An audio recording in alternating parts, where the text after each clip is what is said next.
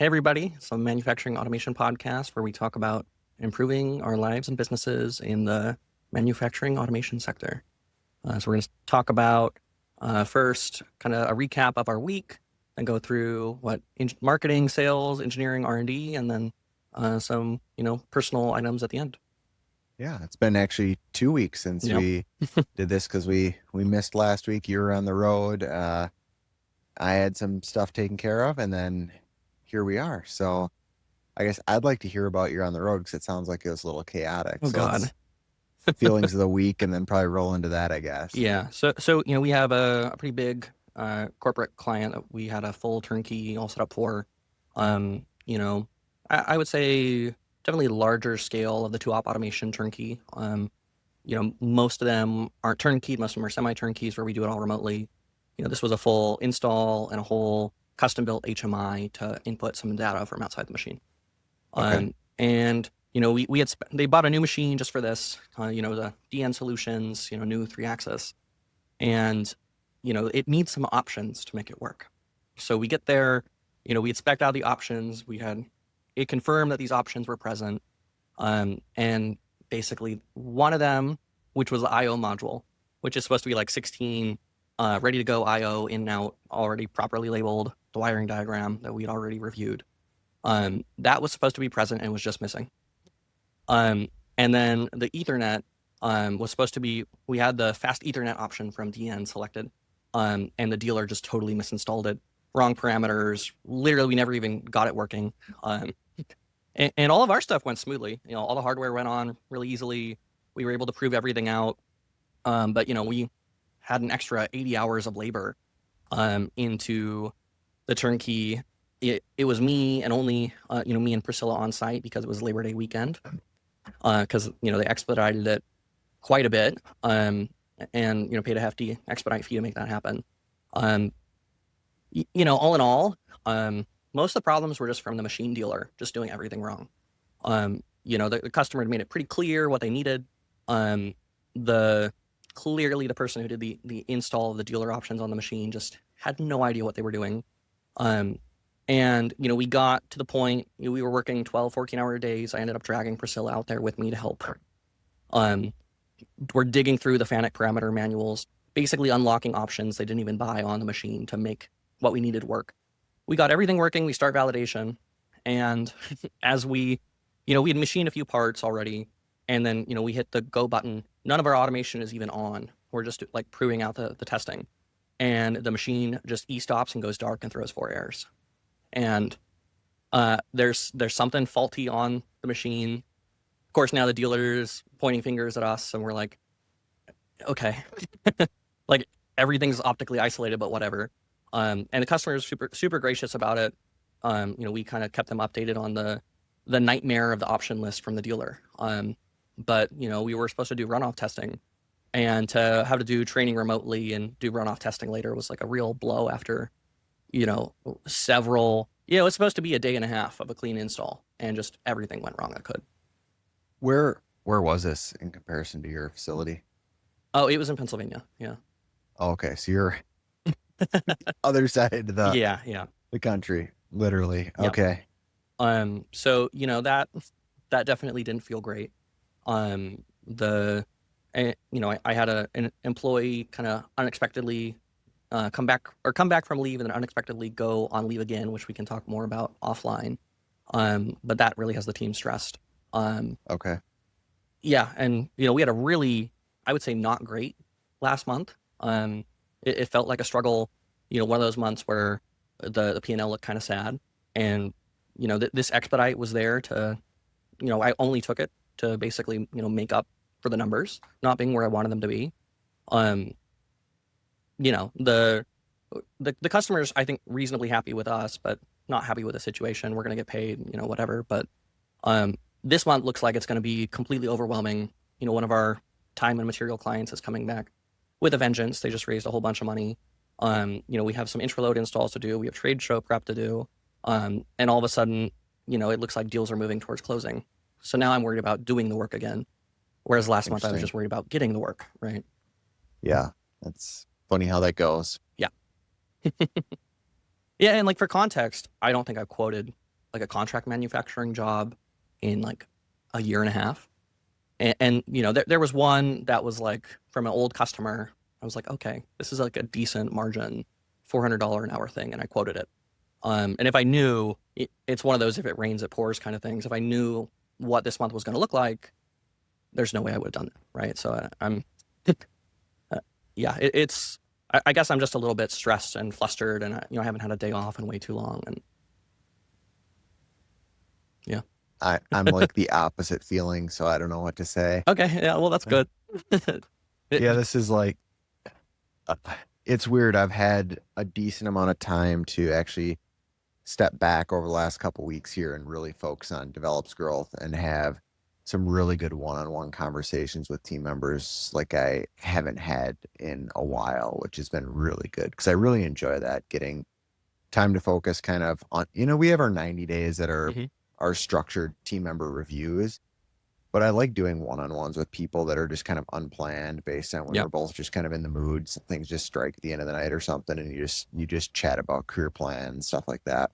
Had some really good, several of those over the last couple of weeks here, which has been really enjoyable. And then just setting develop up for some of the growth that we're seeing coming and discussing that with the team members. But I haven't had this where like my sales tasks are completed. I'm having engineering coming in. They're helping keep more momentum happening there. And I'll talk more about how that's changing in our sales SOP is. And my bandwidth is getting more and more open, which is a really nice feeling that I haven't seen in too long in reality. So we're on complete opposite spectrums. I'm Yeah. sure I'll be back into your pain sooner than later, but because I can definitely empathize with what's happening. Yeah, it's a pendulum. Yeah. But yeah, it's definitely swinging more than I would like or I'm used to, right?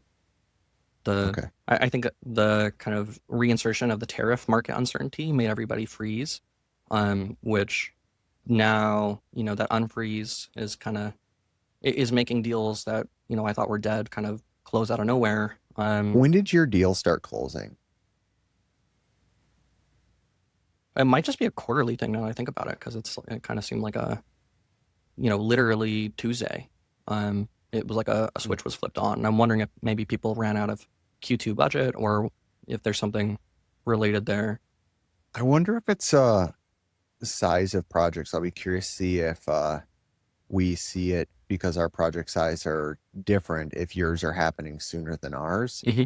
Because we've continued to hear that, we haven't selected a vendor or we haven't decided no on this project. It's just being delayed. Yeah. We continue to hear that. And I just talked to another business owner that's quite a bit larger than us, similar space. And he's like, I continue to see stalled projects. It's been all year on our plate. And he's like, it's just interesting. They continue to see delays and they do similar size stuff we do. So it's interesting that he was seeing the same thing that Develop is seeing here. I'm seeing the delays definitely, like I would say, $60,000-$70,000 and up. They're kind of complicated integrated projects. We're seeing delays on those across the board. Yeah. With the intro load and most of our, I think we have a kind of a unique market position on most of our products where there's just not another option really at the same price point. And because I would say our normal, two-op automation deals, 20, 30 grand. I am used to those definitely closing faster, right? So, but I've been doing the last month and a half, definitely like just putting my head to the grindstone. I would still say our close rate is way lower than it used to be, right? So, and it's just some of the fruits of, doing the grind are now coming to fruition. I wouldn't say like, oh yeah, the market is in a great spot right now. It's just, I would say less bad. yeah, that's fair enough. I'm just curious, extrapolating data, because I'm seeing getting multiple data points across the board. So just curious to see what happens. All right. I guess we're rolling into sales and marketing is really our next bullet point on it. Seems skipping a week puts us out of rhythm, apparently. Yeah, a little bit. I had such a, I have a laundry list of stuff I want to cover. So it's like, got plenty to chat about, but I guess just out of the rhythm a little bit. Sales and marketing, do you want to roll into that next since you're the one closing deals? Well, I don't know that I'm doing anything differently. And now that I think about it, I wonder if it's just a quarterly thing, because a lot of people like to make these capex decisions, in the kind of beginning of Q4 to have it on their floor in time to Section 179 it, right? I'm wondering if that's playing a factor, and I'm not totally sure. But, I think one of the big things we've done, the new kind of SEO freelancer that we have has been excellent. He's been doing a great job.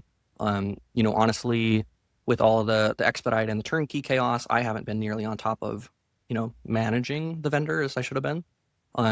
Because I think he probably could have done a decent amount more, just because I haven't been there to do the keyword reviews and do some of the advertising and the media copy reviews, or to approve, pushes of new pages of websites. I have seen that be pretty effective.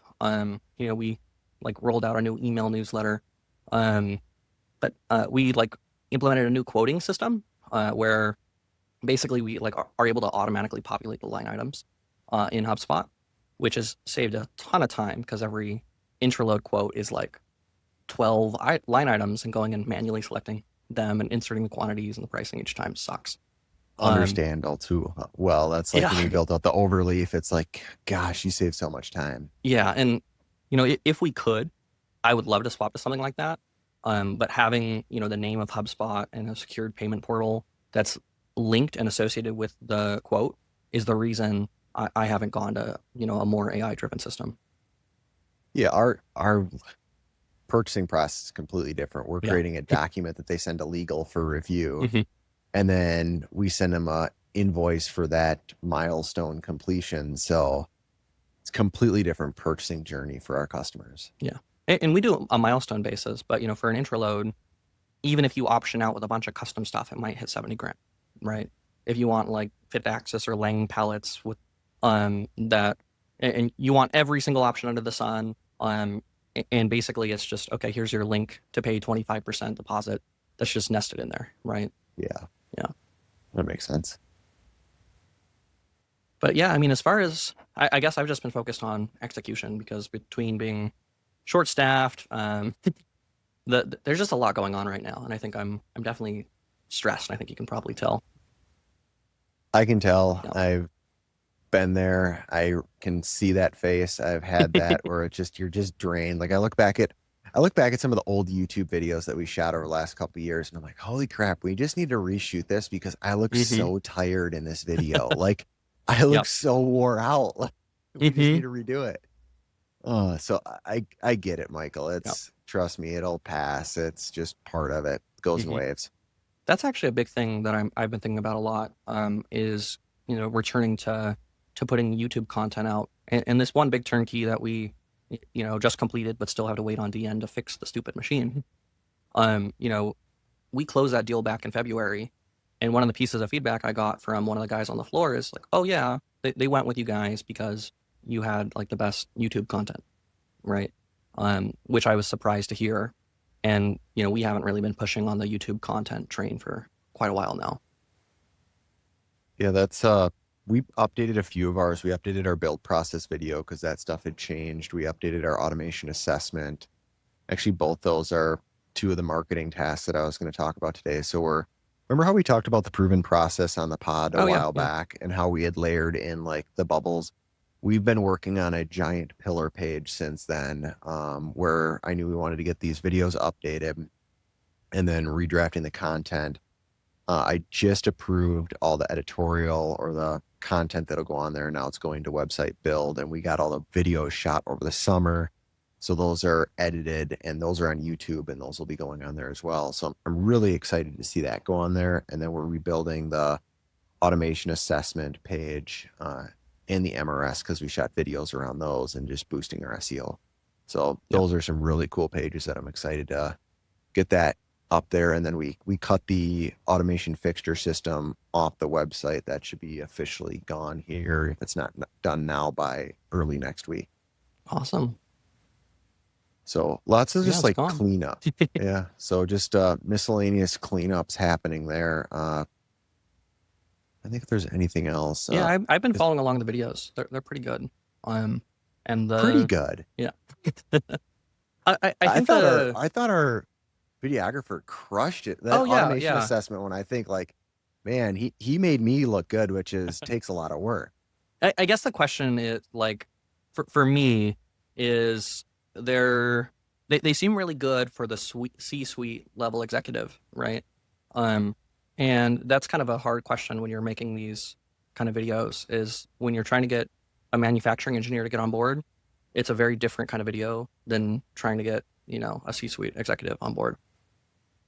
Yeah, we definitely targeted bottom of funnel with a lot of our Yeah. videos. Yeah. Is where we were targeting. And that's been an interesting conversation with our agency is about because we've been hitting a lot of very high top of funnel and a lot of bottom of funnel, and we really need to start working on this middle of funnel, Yeah. and that's where like our nurture campaign, actually all those emails, that campaign just started today, so the first push is going out. Finally approved all those. I was part of getting the videos and all that content done. So it's a 12 email nurture sequence that our middle of funnel will be going through now after every trade show, and all the stale ones that are in there right now. Yeah. Yeah, like I think at least with the recent content that we've been putting out, I think we've been like targeting the middle of funnel really, where it's kind of the webinar style, try to get in front of the technical questions and objections, make sure people understand how the thing works. But yeah, ideally we would have something kind of, I would say, more produced towards the end of funnel, right? When you're just trying to get the exact point across of what this is and why it works. Once it's been elevated to the person who's actually, signing the purchase order. Yeah, that's based on what we've been seeing for like the automation assessments, the people that are purchasing those, it's all going to C-suite level where the polished out videos and our processes are very critical. I'm actually really excited about one that we're supposed to be starting here in about 2 weeks. We've been working on legal and buttoning stuff up for the last couple of months, it seems like. But it's going to be the largest automation assessment we've done. They're literally treating us as an extension of their company. They're giving us an assigned project to go in and focus on. And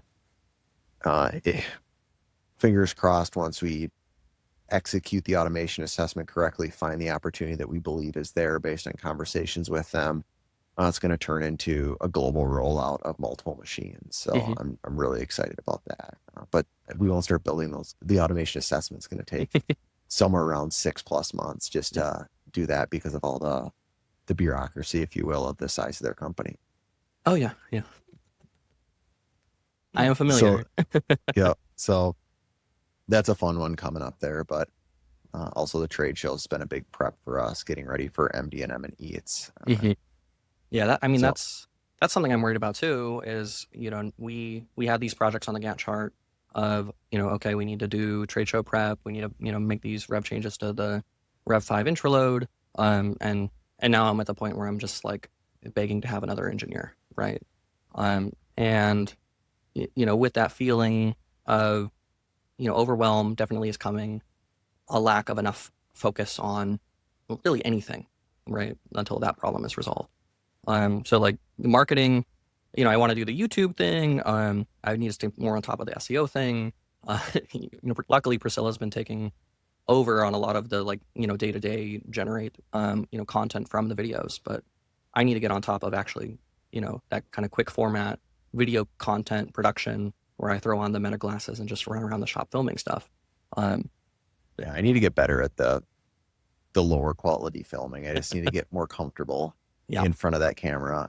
I've been playing with it a little bit, but I don't know. It's just different struggle. channels, Matt. Like, I think things like Instagram, your Instagram definitely feels very curated. I think it's a good approach for YouTube, but maybe not Instagram. And if you look at like a lot of companies, I think the best way in your market is to handle it. Markforged, the 3D printing company. Yeah, very familiar with them. I think they have a great strategy where they have those very polished 2-minute videos like you tend to have. And then they put, webinars that are full 20, 30-minute walkthroughs that are also just on the YouTube channel. And it kind of allows people to self-select. That C-suite level executive isn't going to go watch a 45-minute webinar, but the manufacturing engineer who might be, proposing that you outsource it might watch the webinar in its entirety, right? Their Instagram even aligns well with a lot of the branding style I like. Yep. Yeah. I don't even follow them, but I know them. So Yeah, I should get them more on my radar. Thank you for that. Yeah. It But does that align well webinar with. format is such a good, and I kind of went and just did the recording on Loom in that style, but especially like doing it as an actual webinar.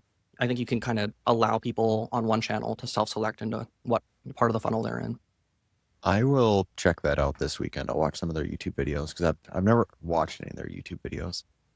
Cool. I think that the last thing that I'm thinking about is smoothing quoting on these kind of complicated RFP or RFQ packages. I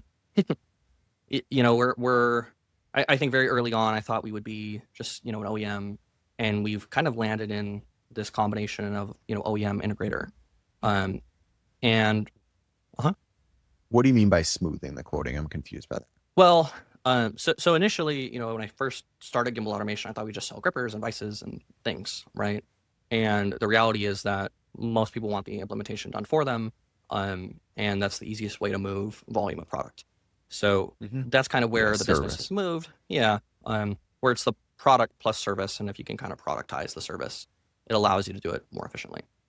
Yes. And the big thing is like now we're getting these larger customers that are having these RFQ or RFP, request for proposals, where it's like kind of somewhat within, what maybe a normal semi-turnkey would be, where it's still interesting and still very profitable to do. In fact, oftentimes more profitable to do because it's just a different tier of customer. But my quoting system is kind of breaking down in that it's requiring a lot more manual review, and I need to figure out how to fix that.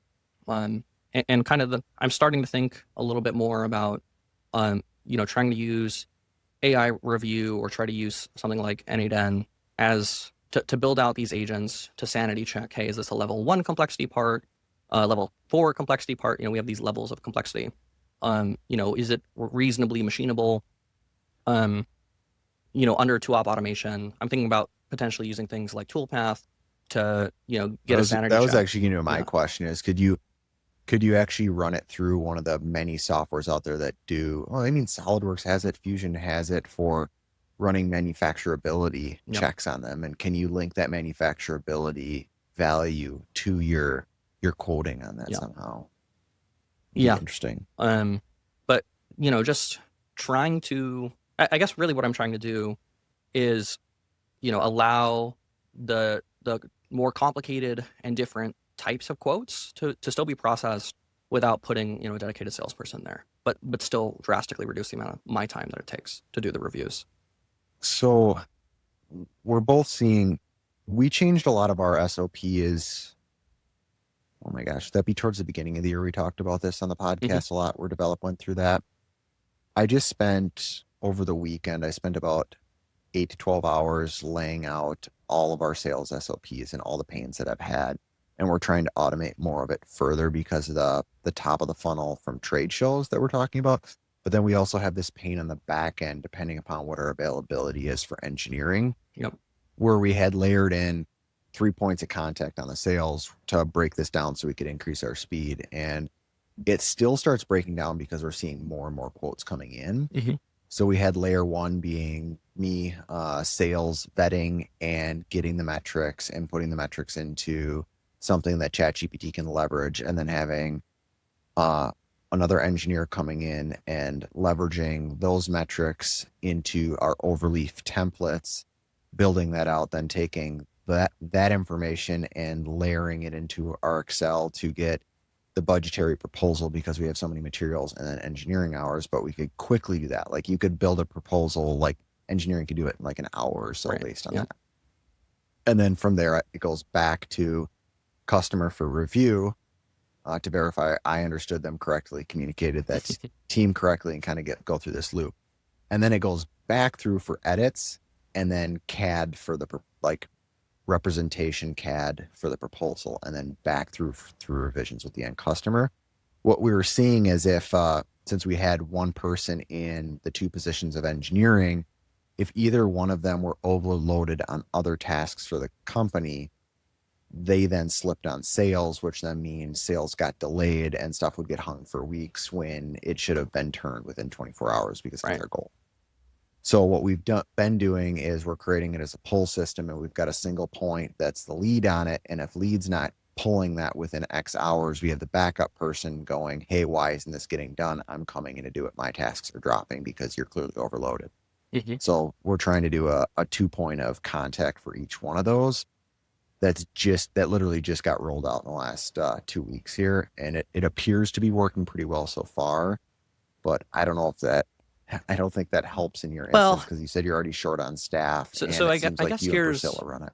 here's something that's a little bit interesting is I've realized that as I use it more and more that I've been consistently underestimating AI as a tool, right? So one thing that I think is worth bringing up. I'm not sure if you have anybody doing like C# or Visual Studio or anything, or what your HMI is based on. But we built. Oh, sorry. Go ahead.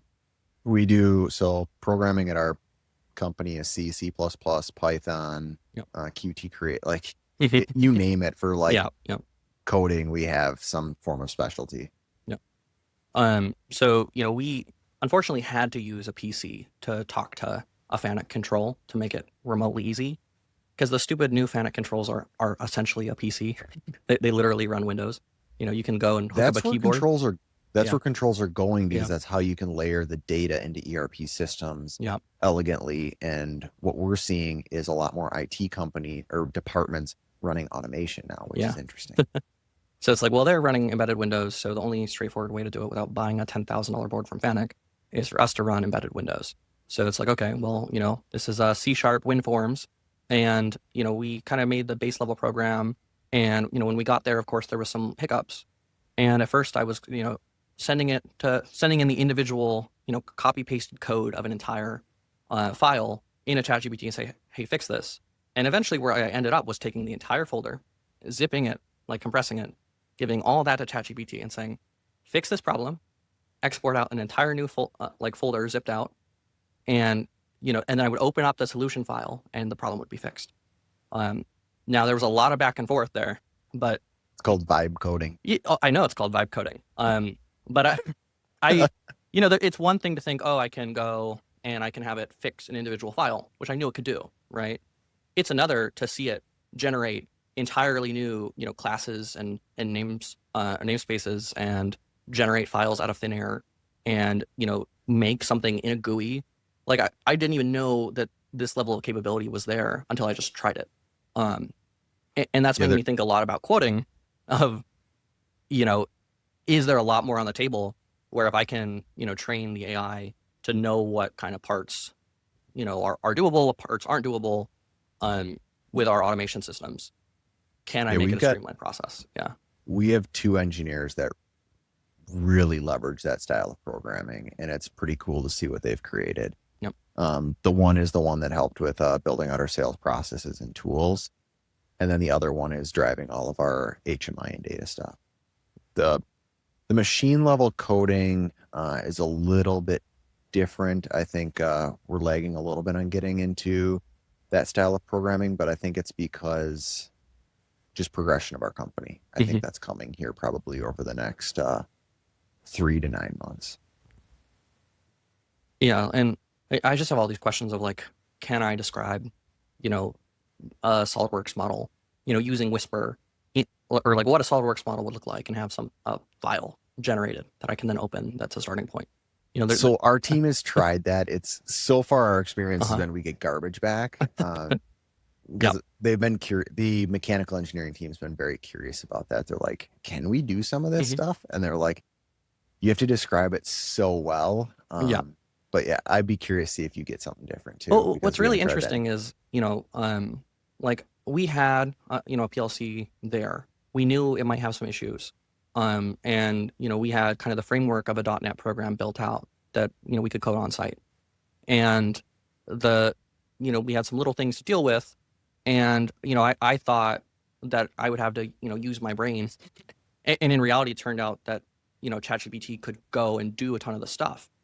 Now, there were issues. It would just randomly change the target framework from, .NET 8.0 to 4.7, but only in some of the files, right? And you had to know what was wrong and how to fix it. And sometimes that stuff took time. But And it, I spent 8 hours kind of training the model on how to do this. Um, but the question for me is like, okay, that's great that I did that this one time on this custom project. How do I turn that into something that's recurring that I can use for this quoting problem I have? Ideally to get more accurate, more consistent quotes while also at least allowing me to delay, onboarding that new person. I'd potentially discuss some more of that offline because been investing very heavy into that. And that's what part of me spending a better part of Labor Day weekend and Mhm. building out those SOPs was to describe to the team how much we're going to build software or AI tools, if you will, to take a bunch of stuff off my plate on sales side of this. Because I don't know why I have this huge aversion to hiring a salesperson for develop. And so I just keep going, how much longer can I get us? Like, how much longer? And like, just through like CIs and mainly AI tools this year, I've added over 1,000 hours to my work here. Mhm. And I think we're gonna more than double that with this next initiative that we're working on an SOW for. So happy to share some of that offline. Yeah, for sure. I'm definitely interested in that. Engineering and R&D seemed like we already segued into that with your vibe coding and learning that ChatGPT can do your software for you. Yeah, and I guess I'm just impressed too of like how clean it was.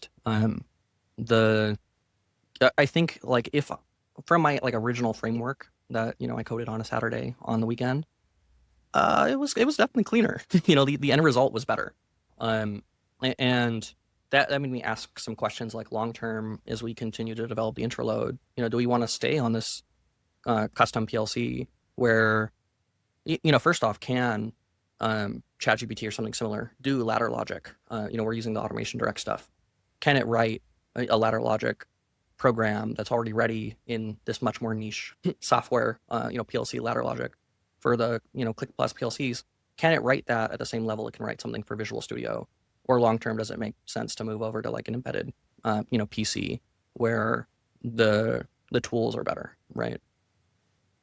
Well, so the way our controls work is similar to the way FANUC is my assumption, is you have Yep. a PLC controlling your IO, running your Yep. safety, Yep. and then you talk to an industrial PC. We use on Logic PCs, and then we have industrial HMI layer there Yep. for your interface. And then that allows us to get a very visually appealing HMI that allows us then to get really good data outputs to remote dashboards such as Power BI. And then we have to link. So then there's a handshake between your front end code and your machine back end code. And the machine back end code lives on a PLC that's very, real time based, tightly coupled process.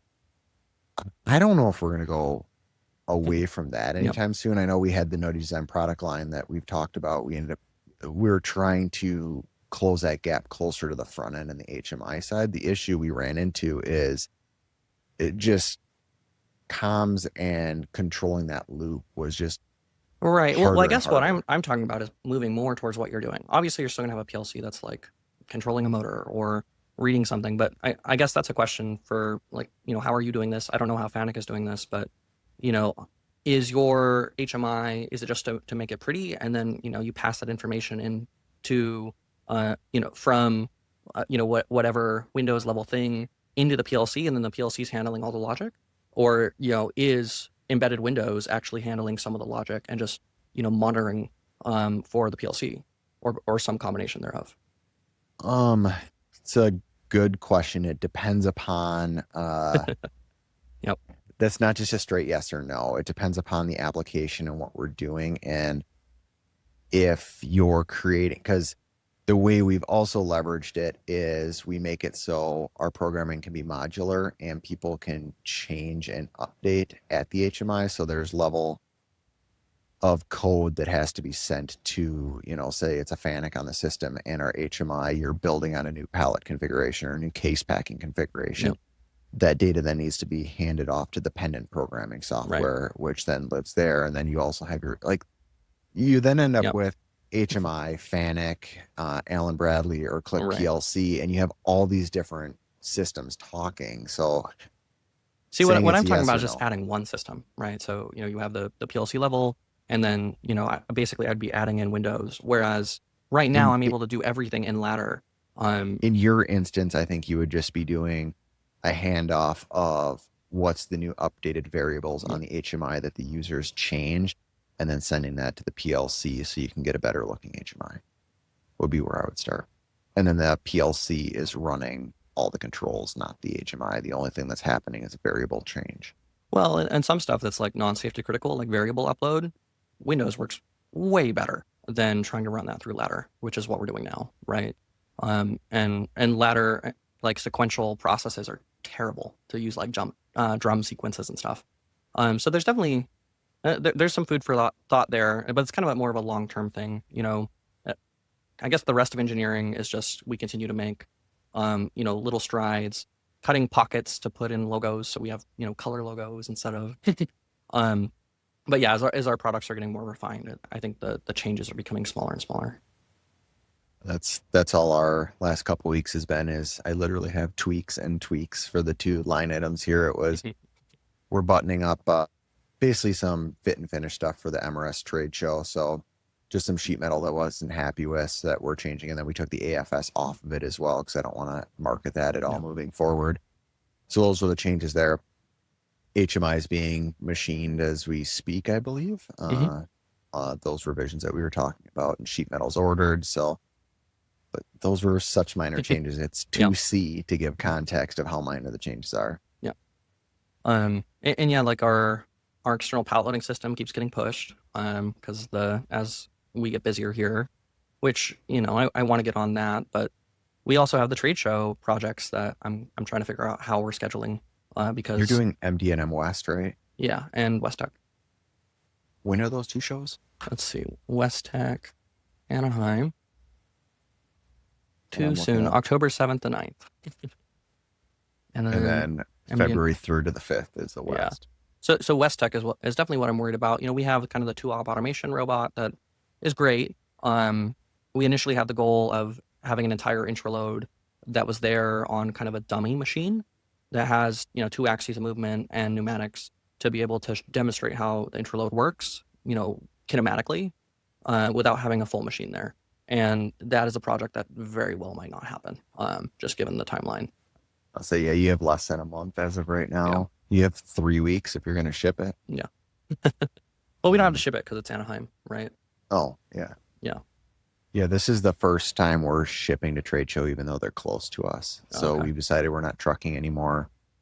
It's just a pain. Yeah. Yeah. We're going to see how trucking goes, but we're doing with MD&M and EATS. MD&M is the week of the 21st, and then the following week is EATS. So we're doing back-to-back trade show weeks. Never done this. We're going to see how this rolls. I'm looking at it and going, man, I was a little bit more crazy than I thought when I was thinking this was a good idea. Yeah, those little like calm things, even if they're more expensive, are often worth it. Even with a tiny bit of scale. Like that's one thing with the turnkeys I'm really figuring out is like you just want to have like a nice pack out box of all the tools that you send on a pallet in advance, right? Oh. And then you LTL it right back once whatever thing is finished. And those little tweaks, I think, with time are going to make the intraload installs, the turnkey installs, even smoother. Yeah, we have those as Pelican cases. We call them go bags because we never know when a machine, if customer crashes something or mechanical system breaks and we have to send somebody. I mean, we get a call today saying we have to put somebody on a plane or start driving somewhere. So we always have Pelican cases. And then what we do is we have zip tied laminated sheets on them that are, when they come back, somebody has to check off, make sure all the tools are there. Because you might lose something at facility or something like that. And then once everything's been signed off that everything's in there, they zip tie that to the case. And then they zip tie it through one of the padlock positions. Yeah, that's smart. Yeah. So then if you go to grab that bag and you look at it, everything's there. You don't have to check it. You can cut it off and add, say, all right, they need this XYZ pneumatic cylinder, or I need to take the giant torque wrench because I'm doing something. Right. I've got to get that in the case. Yeah. Yeah, and it's one of those things that's like, I just wish, I could buy a $5,000 toolkit, which is like every wrench and socket, but it's not going to have the combination of things you need, and they'll have too much of one thing and not enough of others. And it'd be great to have Kaizen foam and this and that, but at the end of the day, that's not You're saying where. for going to the shows? No, not so much for trade shows. Or for the site yeah. visits? Yeah, site visits or installs, right?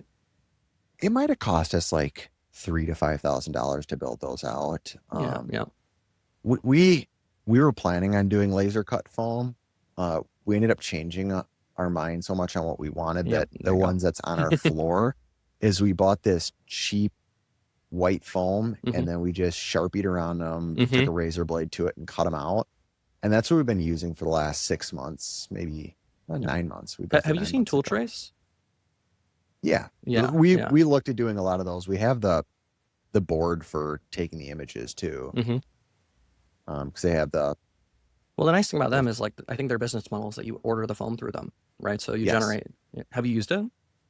One of our team members has, if it's the one I'm thinking of, because they have that whiteboard where you put your tools on top of it, snap the picture, and then they build it all out for you, right? No, you just take a picture, and it'll generate the files for free.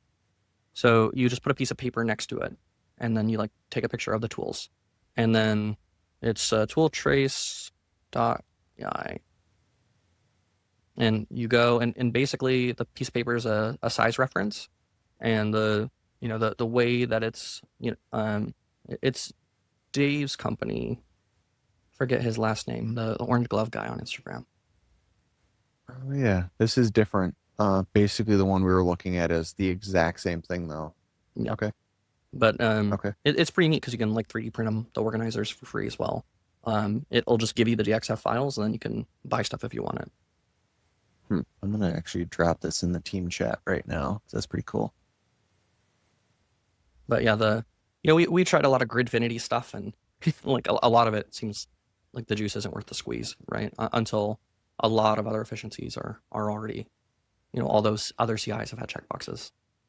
Yeah, it's amazing how many CIs there can be, and then deciding what the real priorities are, because there's the shiny, the stuff you want to do, and then there's the stuff that adds dollars to your business and allows you to grow. And then you can do more of the stuff you want to do if you focus on what's needed. Yeah. Well, with that, should we roll into CIs? You want to start? That's fair. I was actually just looking at the list. So sales documentation, that was one thing that I had to button up, was that SOP so it can roll into it. We had all of our legal contracts also went into Overleaf. And so we end up with all these variables where people want to change the exact same things, like depending upon how their machine is. So it's like, all right, this section of a contract typically sees one of these 2 or 3 changes. And so now we're turning them all into approved variables. Like, all right, if the customer wants to change it like this, you don't have to ask Matt. You can just simply change it to this and keep the deal moving forward if you're talking to them. So those are variables that we're putting in, because as you can kind of hear there, my goal is how do we get Matt further and further out of the sales loop too. So, or at least for deals that are under X value is a portion of it. So we're putting in approved variables for those instances. Yep. That was a CI that we rolled through the HMI. We run CIs and R&D as one budget at our company. So the HMI stuff was a portion of that's getting done. Otherwise there's nothing too insane. We've got the MRS software where I'm seeing bug fixing and cleanup is currently underway, which means that by end of this week or next week, we should have no more MRS software. All the CAD and HMI stuff should be here in a couple weeks. So that should be done. Those are all R&D, so I shouldn't even be talking about that in CIs. Have you heard of a software called Drew for automated assembly drawings? No, we talked about automated drawings a couple weeks ago. And you were telling me, was this the one that you're using in SolidWorks, or is this a different one potentially? So we used their test, or we did their beta test, or not beta test, but we tested their 30-day trial or whatever for some of our applications. We've been using their software called Lightning. That is their toolbox manager. That's really nice. And now one of our CIs that's on the deck is, I guess I should give context there. We run a CI board where you can only have 5 CIs in WIP.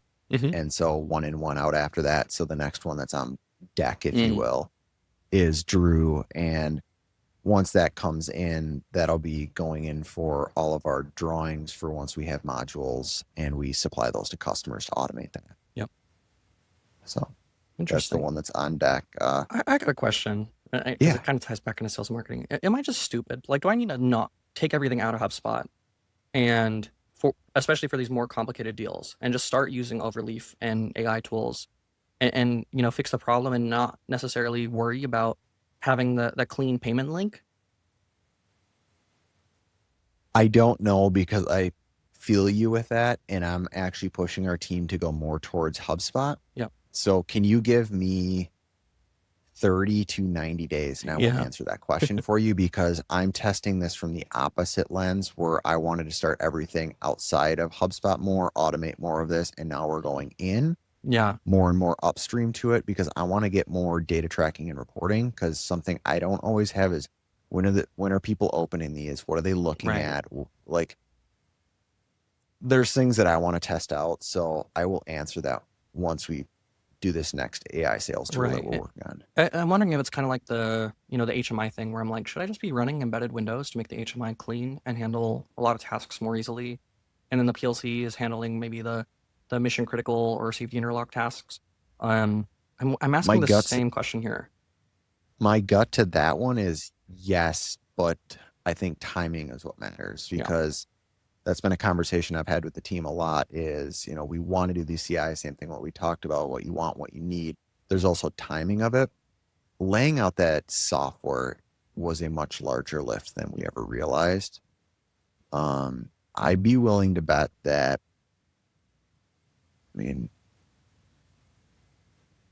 I guess we have 5,000 hours into our HMO. Yeah. Granted, that's across all projects we've done.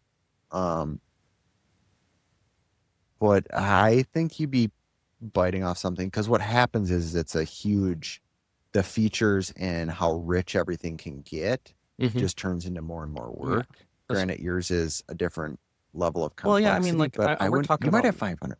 You might have 500 hours. Right. Yeah, but that's a tackleable project, right? That's the thing.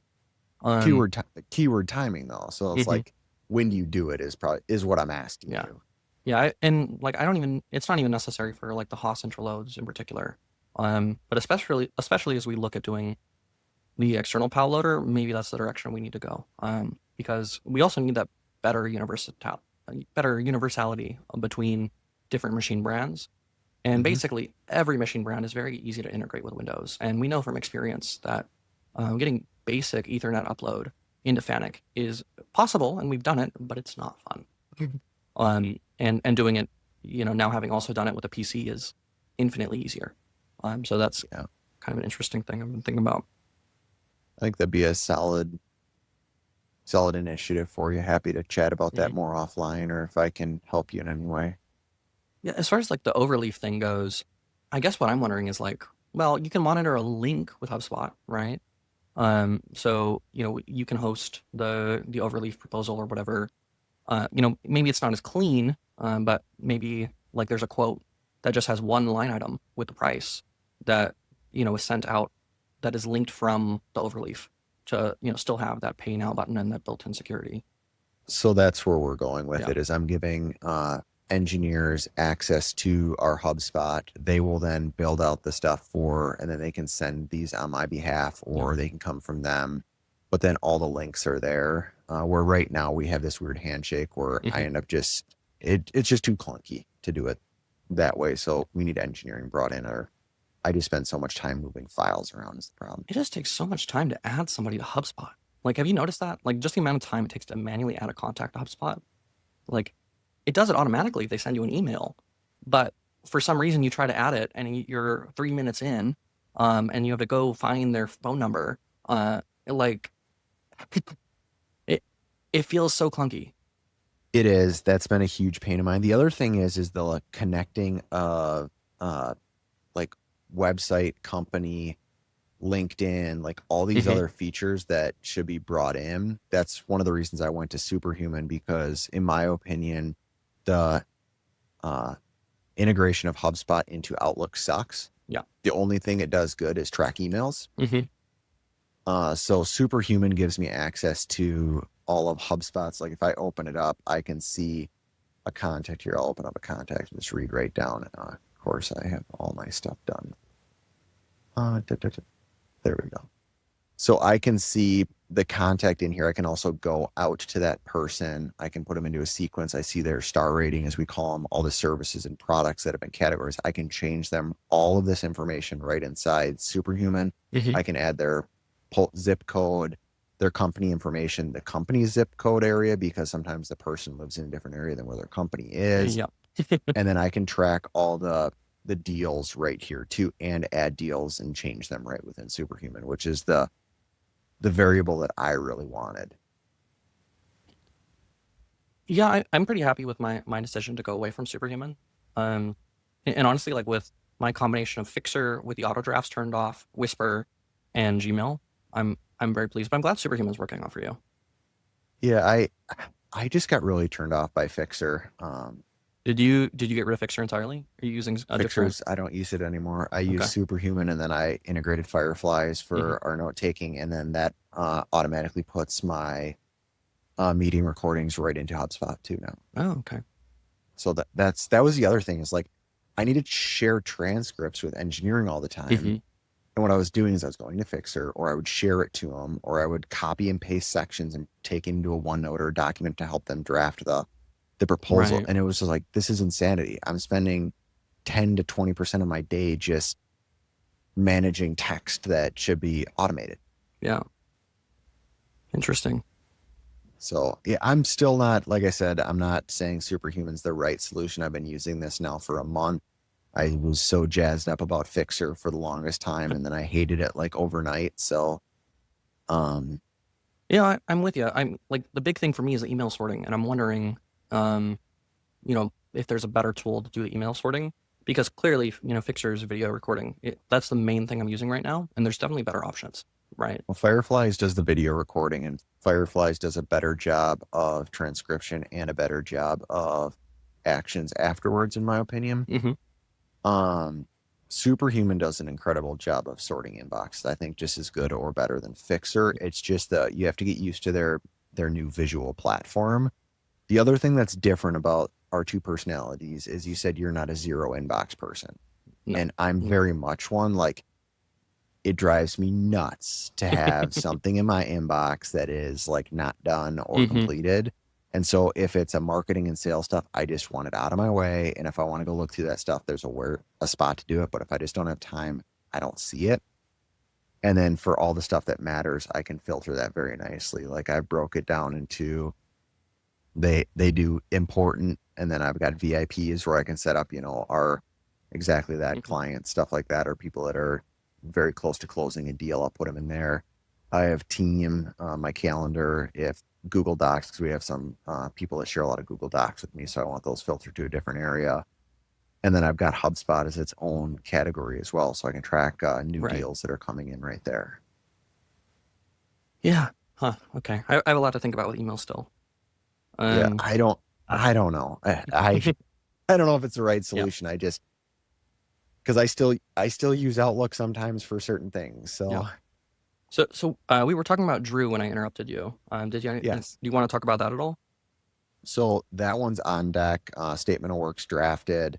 Team members should be starting that towards the end of next week or early the following. Could you tell me what it is and what it does? It's automatic drawings for assemblies. So it lives within SolidWorks, and from my understanding, granted, I'm not the one that scoped it out. I've just heard about it and what their test yielded. We create a bunch of drawings when we build machines. Drawings as in, like, think of when you are repairing your car or your tractor or something like that, and you have the exploded view and all the part numbers there. This is what this bolt is. This is what this component is, so people can purchase those. Those are the drawings that we need to create for our customers that break down their ability to so they can maintain their machines easily. So those are the drawings we need to create, because on a common machine, or a standard machine, it's not uncommon to spend 1 to 3 weeks just building these drawings out. And we think we can shave that down to like 1 to 3 days. Interesting. Yeah, because engineering drawings, mostly for individual parts for us, are still a pain point. They do that type of drawing as well. We ran the test when we did the updates on our website for the VFS. Mm-hmm. So we ran it through there and it worked out really well. So that's what kind of sold the team on it. So they were doing that for individual drawings, like what you're saying. Yeah. Interesting. Do you have any other CIs you want to talk about? That's the big one. I've been hammering home this AI sales tool because I'm just jazzed about it, but I've been spending so much time building that out. Next one that's on our list after that, and then everything. I've got one more that's coming, and then otherwise we're saying that it's waiting till 2026 for CIs, and we're not going to be doing any more. The next one is we're still trying to figure out. So we're building out these Gantt templates for our projects. We are going on probably revision 3B of those at this point. We're just tweaking those. But the challenge we continue to have is we went with a software called OnePlan for managing our Gantts. It's worked really well to learn and help us figure out what we do and don't like about things. What we wanted was overlapping Gantts because we still do our project management in Project, Microsoft Product. And then from there, we need to take them so we can see all our resource management, kind of like an ERP system, if you will. The thing is OnePlan gives you a month view, not a week view, breakdown for the entire team member level. But then it also doesn't update as stuff gets done. And now that we've been working ahead and pulling tasks forward, we're seeing a new problem that we've never seen where when people get ahead, they end up underbooked in the end of a month because they work themselves ahead or out of that work for that month, which there's still work out there. They just can't see it as easily. Right. And then as the project managers, without going into it, the system broke down. So we're looking for ways to solve that. We're trying to figure out if it's going to be something we can solve in OnePlan. If we have to build a tool outside of this in Power BI, like I said, we have a very strong software team. I always get hesitant about building out softwares like this that I feel like that should exist. The challenge being we have spent years trying to find what we want and we just can't find it. And so it's like, do we just build out this little portion that we need? And then if it snowballs organically, it snowballs. But that's a big pain that we're seeing as a CI that's in the future. But that's a few line items. That's a few away from on deck. I want to see a better statement of work for that before we start spending dollars. Yeah, Gantt charts are still a pain point for us, but I haven't figured out a good way to solve it, and it feels like a 26 problem for sure. Yeah, so that's the next for us. Otherwise, nothing too crazy. I got one more. Have you heard of wave soldering machines? Yes. Do you have a wave soldering machine? We have a small dip style one, like a dip. Like a solder pot or one of the like flowing ones with the motor? One of the giant tanks. Where you can dip a whole board. And you can flow that way. Okay. But does it like circulate the fluid, the solder? If you stir it. Okay. No, I'm very familiar with what you're talking about though. Like, what do you need that for though? Well, so we solder all the M-Cutter kits and we're doing it by hand. And then we had this CI of, basically getting, a solder pot. And, the coating it with flux, scraping it, but the level of reliability isn't great, right? There's still a fair amount of cleanup on every single one. And, just randomly during our trip to Pennsylvania, Priscilla showed me this video on Instagram of, solder kind of flowing in a fountain, like a chocolate fountain. And it turns out that there's these, wave soldering systems that are miniature and for a desktop that flow the solder with a little submerged motor that basically prevent, any gunk or, oxides from causing the issue, which is really the primary problem with, those dip systems. And, I looked for domestic ones, $6,000 to $10,000. Long story short, I found one for, went through the Alibaba route and we bought a $2,000 wave soldering machine, which I'm super excited about. I'd be curious. Let me know how that works because that's been one we've looked at. I've always thought they were far more expensive than $2,000 to $6,000 even. So we just never even went into it. But it's like a little chocolate fountain for solder. Yeah, I know. I get what you're saying. I've seen the giant where it's doing, fountains 12 inches wide and they're just shooting boards through them. It's pretty cool. Yeah, there's like the conveyor belt ones and they like atomize flux and spray the bottom. and then they go through a pool of circulating solder. That's not what I'm talking about. Have you been in a giant SMT line facility? I've been in them. I didn't really understand what was going on. Okay. It was I mean, I was probably 16, right? So it was Okay. one time, long time ago. Yeah.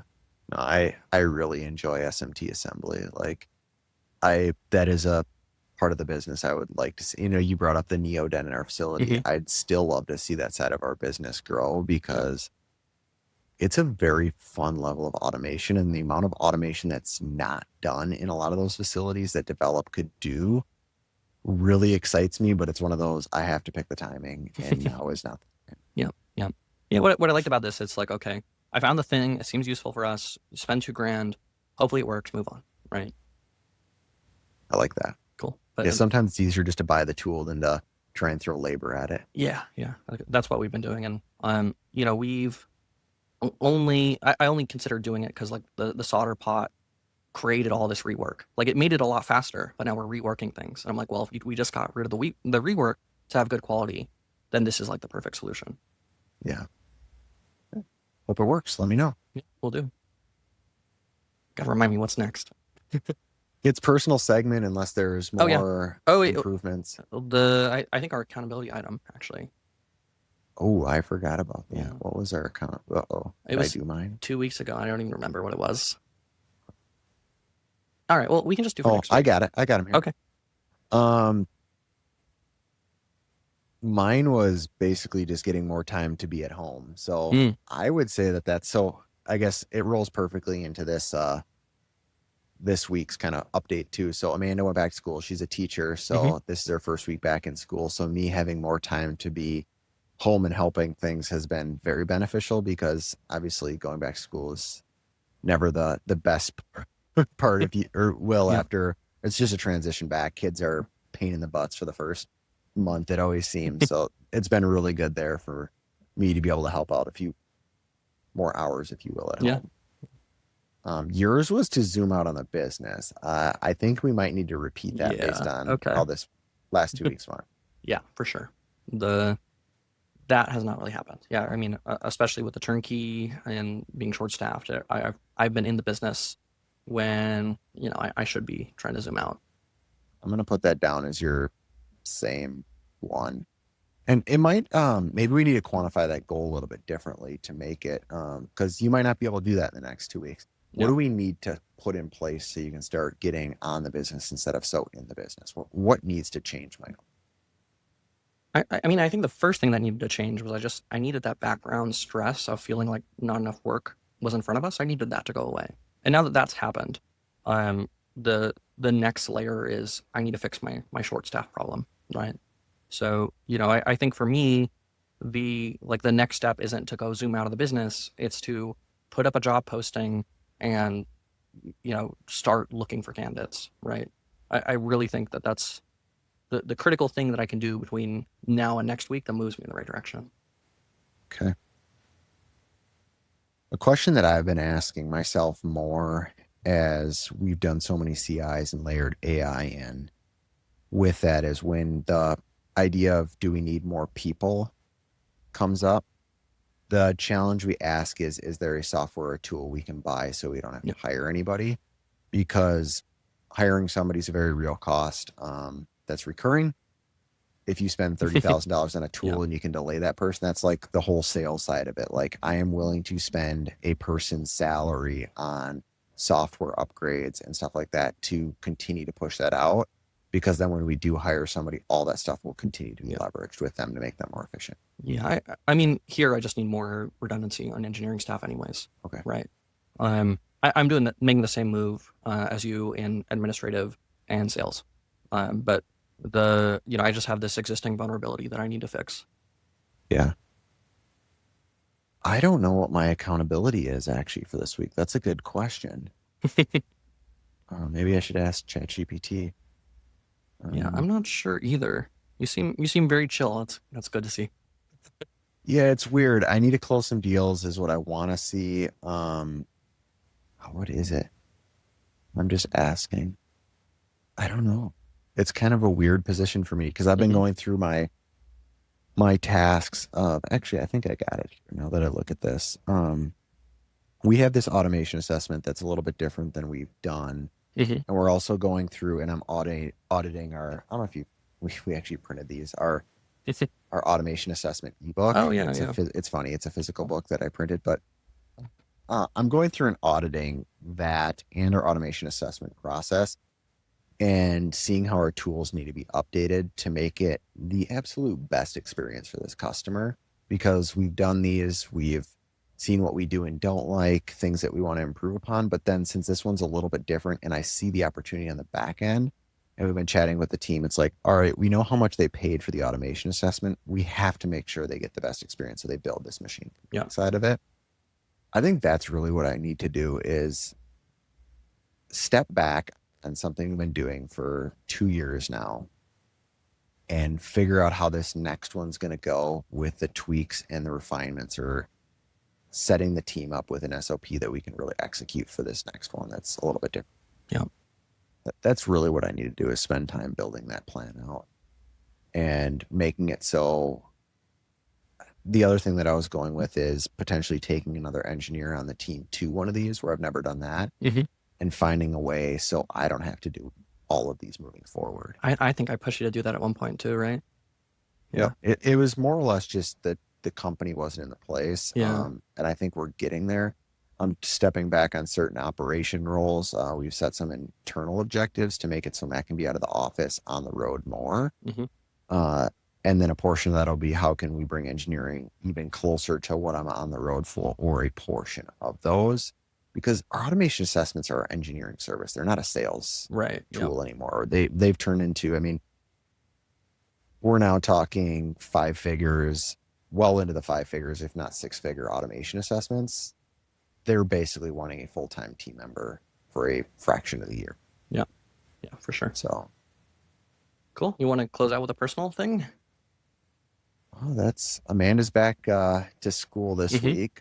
Milo, I was hoping he turned 6 months yesterday. I thought for sure we could have him crawling before 6 months.